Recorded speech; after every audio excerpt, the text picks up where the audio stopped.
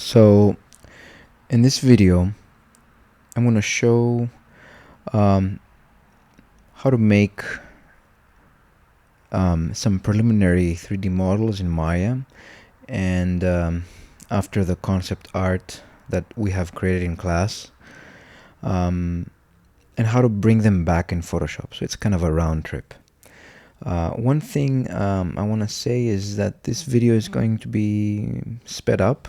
So if you guys want to see what I'm doing, you might have to pause or rewind a couple of times.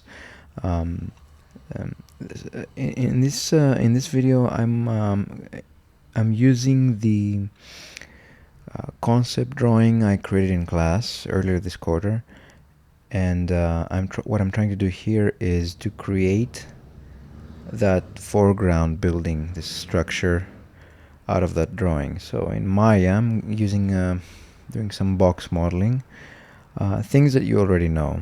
I'm using all the extrude commands and duplicating some faces. In this case, here I'm just duplicating a face. I'm borrowing a face from the mesh in order to do something like a wedge.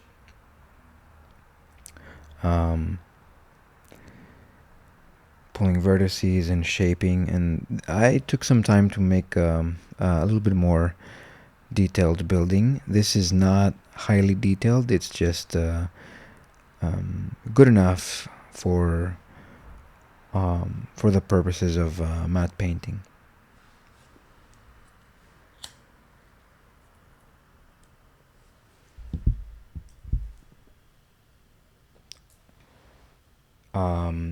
Here I'm just adding some elements on the rooftop, which will add to the scale.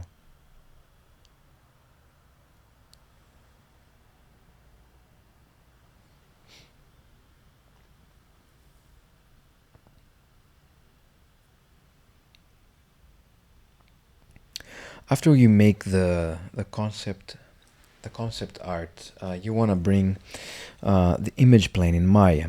You might have different concept drawings or different paintings.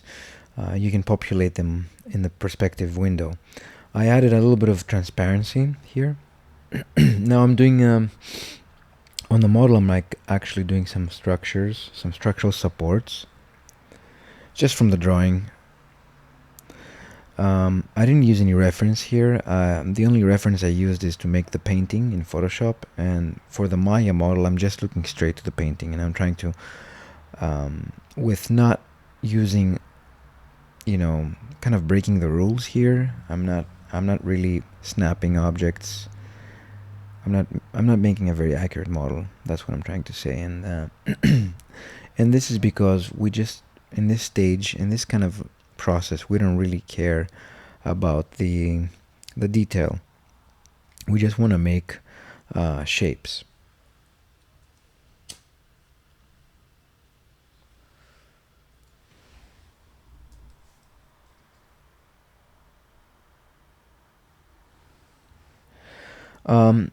Beveling is really needed, so at this point I'm adding some bevels.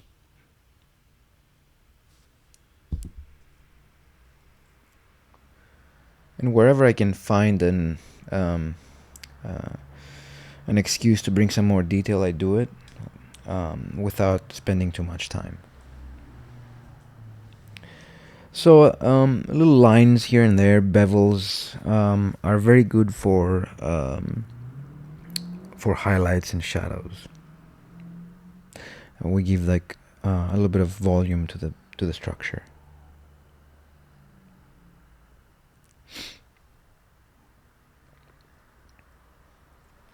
Overall, what you want to do is prepare buildings on the foreground, structures, buildings on the midground, and then in the background can be all boxed out, like just simple boxes. For this class, we didn't have enough time to cover a lot of modeling. So in this video, you just wanna you don't have to follow all this detail. You can do a little bit less detail, and the purpose is to bring all these renders back to Photoshop.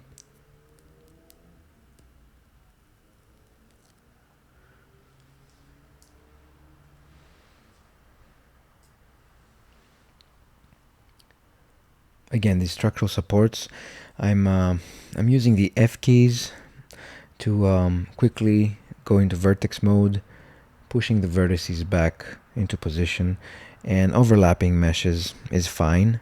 In this, again, in this stage, we're not making a model for delivery. This is only for concept developing.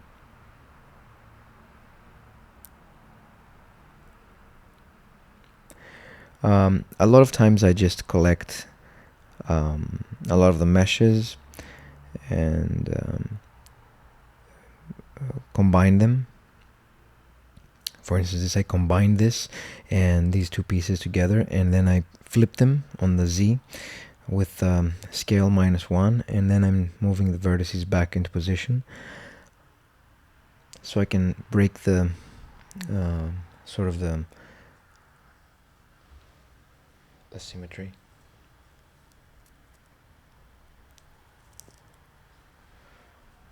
Those top pieces I have on the rooftop are really important. They give a little bit of, they just give scale. You want to have like some small antenna or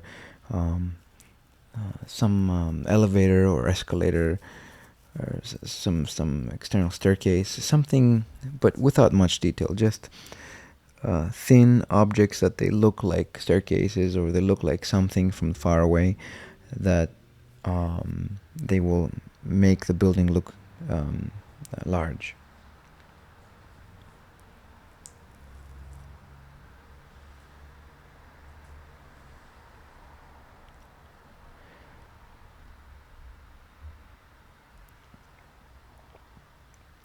I'm collecting a lot of edges to bevel.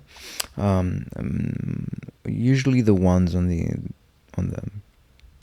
corners on the corners of the building, because I will need them for highlights. Once I render this, we will have. We don't want the building to look really sharp. The highlights will help for the concept painting later on.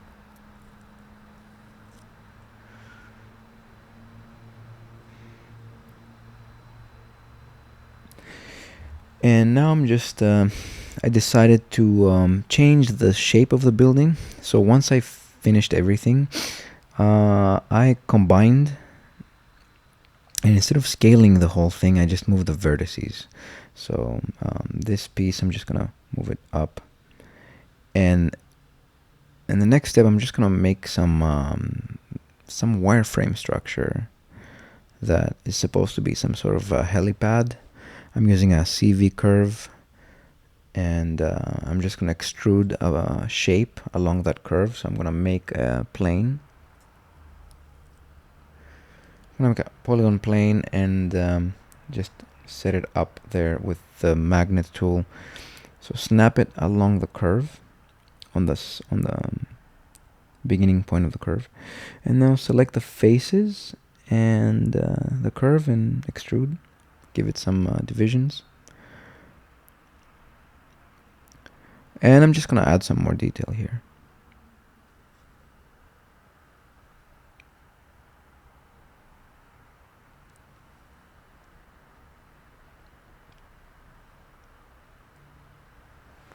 You can go ahead and make different types of buildings for the mid-ground, but for the foreground I would like that you spend a little bit of time to finish what you already have, just to add a little bit more detail on what you already have as a foreground building, just so it can be easier for you to finish this painting.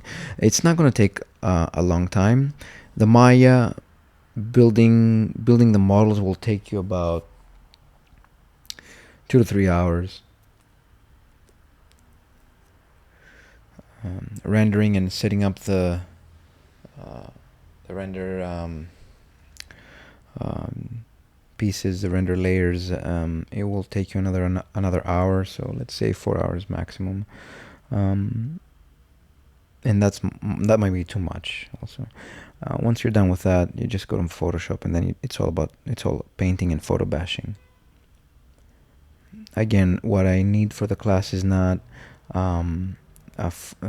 you may just give me a sample of the foreground structures, how finish painting them, and you may add some atmospheric effects, and that's about it. And you can leave a lot of them unfinished if you don't have time. As long as you have this process all done and you can have a piece of the painting finished, that would be fine. You can finish the painting for your portfolio later on. But because of this class being more about warming up with painting and getting the Maya models back, we didn't have enough time to cover other areas of how to do photo bashing. In this video, I'm just showing the stuff that we missed, and you can at least understand the process.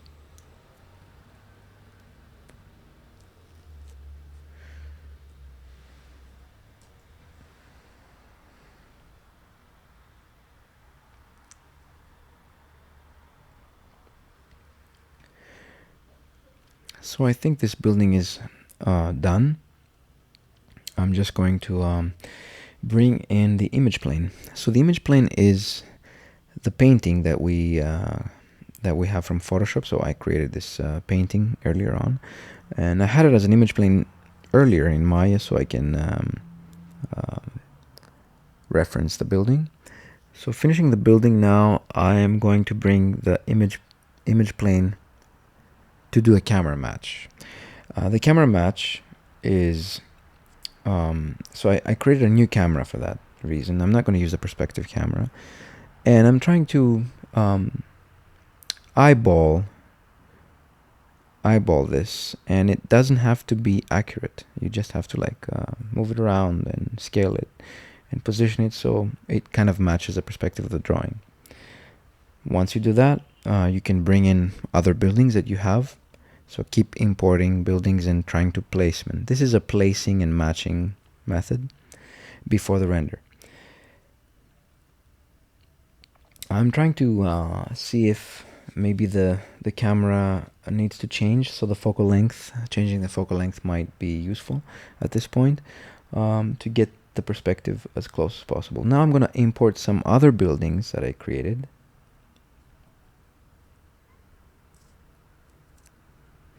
And I didn't show how I created them, but they're like just other concept structures that I've created on another Maya model project.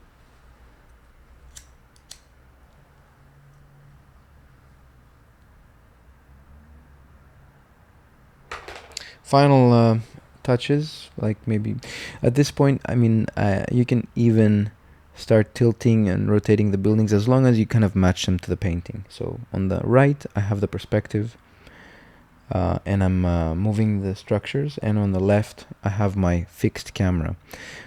When you have a camera and you fix it to that image plane, you need to either, the best thing to do is to just kind of create or either lock the camera to that viewport, or you can create a bookmark. I created a bookmark in this case, so if I move the camera, I can always go back to that. Now I just created a directional light, and then just tinting it a little bit with color.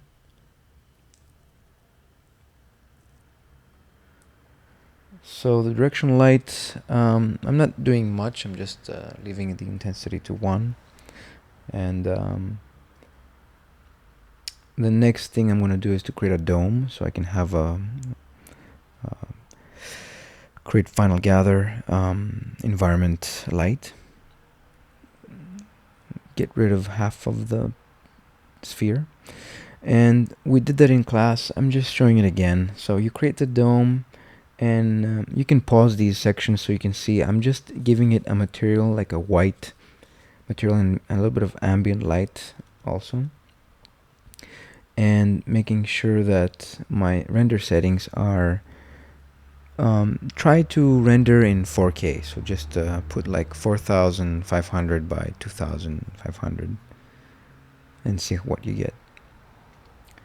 I don't really like the way it came out right here. It's too, it was too warm as a color, and so I just went and I used like more of a bluish tone.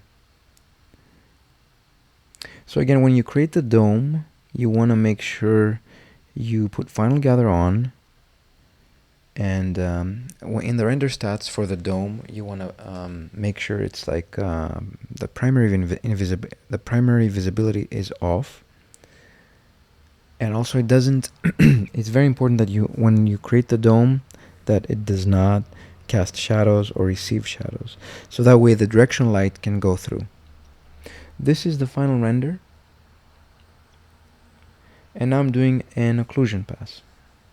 So I'm making a render layer and adding everything in it except the dome, and I'm going to go to the properties and do an occlusion pass.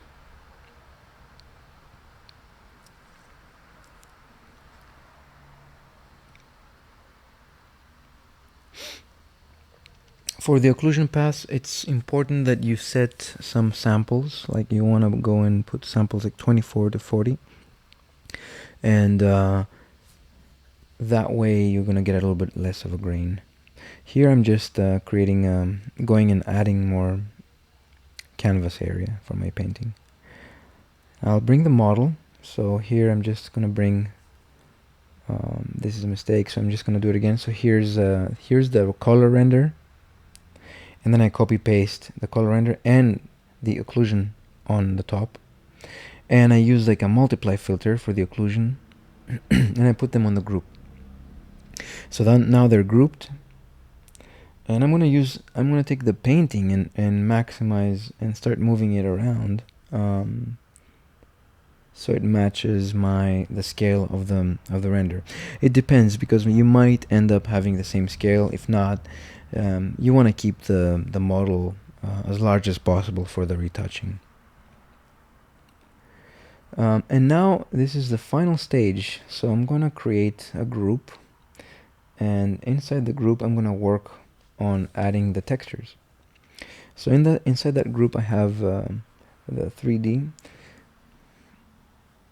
So here I'm just like looking around for some other stuff. This is you can skip that. And now I'm just like erasing part of the back of the image. Now these are the textures that I'm using. I'm gonna bring this texture in and start using the scale tool. So Control T, and then with the Command key you can actually scale this exactly to match the perspective. I use like, you can use either multiply or overlay or soft light to blend it with the model. And then after I do that, I'm using the lasso tool to to collect all these wireframes and create a layer mask.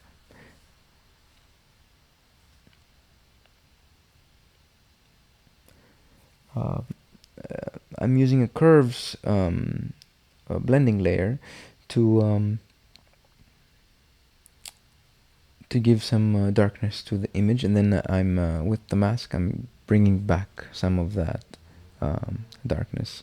I showed this in class. It's like a very specific technique. You just create a blending layer, and once you add the darkness to the blending layer, you can invert that, and then with the brush tool you can bring it back. So it's kind of like a process of darkening. You can do the opposite with lightening, so you can actually have like curves lighten up, and then with the brush tool you can bring light into the image. This is something that I've done before in class, and you can pause this section if you are confused. You can go back and look at how I did this step by step. So from now on, the only thing I'm doing is just bringing images, bringing these JPEGs of textures and matching them to the model, cutting them and creating layer masks for each to get rid of the excess. pieces. So the first one here didn't work, so I'm just doing it again, and I'm matching it better. So here you can see I'm doing two of these. Ideally, you would want to go to another Photoshop file and tile a bunch of textures together, so you don't have to do it again and again. It might be really tough to match if you have two or three or four pieces together. So I would just do a larger file at some point and just tile them and save it and bring it in, and it's going to be much easier to work with. Here it's just like for this particular one, I don't like what's behind the model, and so I'm not gonna do any blending filter. I'm just gonna increase the opacity all the way to 100%, and it's gonna be to normal, no blending filter. But I'm gonna add some shadow, because what happened now, I added this texture and it's really faded out. So I just want to add some shadow, which is just like some airbrush. So with the airbrush, I'm just adding and some multiply blending filter, I'm adding this subtle shadow. And basically this is like what I'm gonna keep doing until I finish the matte painting. So this is kind of like the process of putting together all the pieces. Again, the curves layer at the end. So basically this is the final video.